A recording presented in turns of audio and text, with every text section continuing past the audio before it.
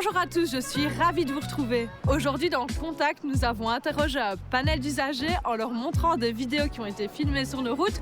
Tout d'abord pour récolter leurs impressions, mais surtout pour tester leur connaissance du code de la route. Tout de suite, focus sur le parking et le stationnement.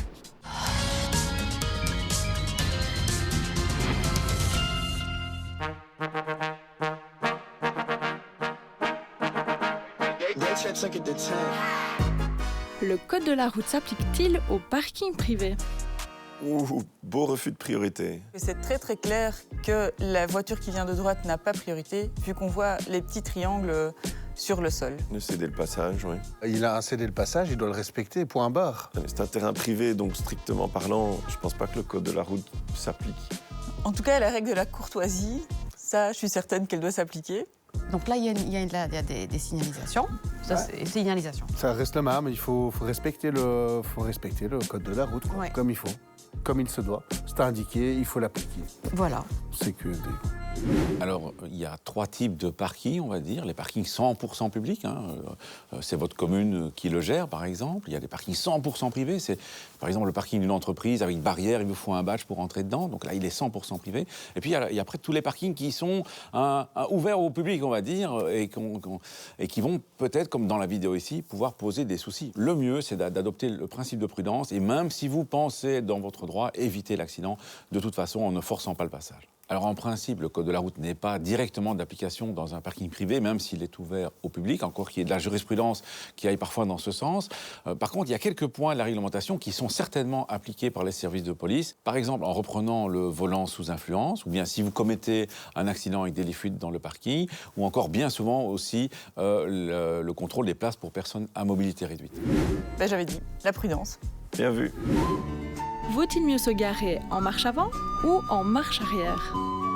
Qu'est-ce que c'est que ça? Va-t-il y arriver? Presque. Bon, on voit un camion qui fait une manœuvre, qui tente une manœuvre.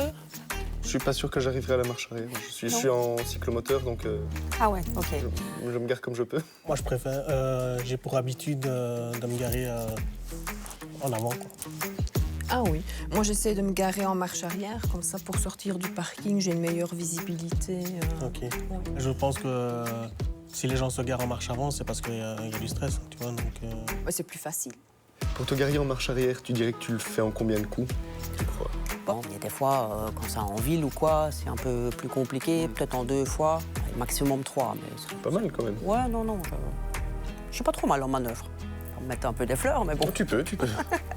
Alors ici, effectivement, c'est un exemple un peu malheureux de stationnement en marche arrière, mais clairement, c'est ce qu'il faudrait faire en règle générale, parce que se stationner en marche arrière, ça réduit le risque d'accident de 30%.